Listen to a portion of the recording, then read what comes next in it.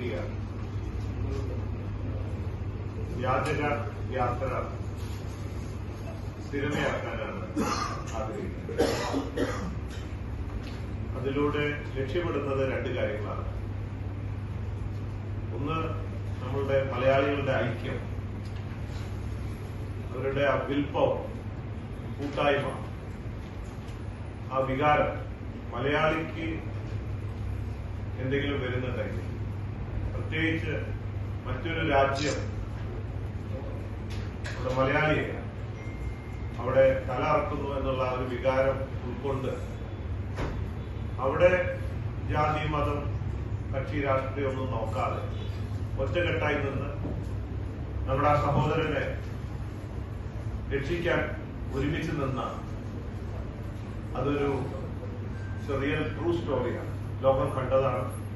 ലോകത്തിന്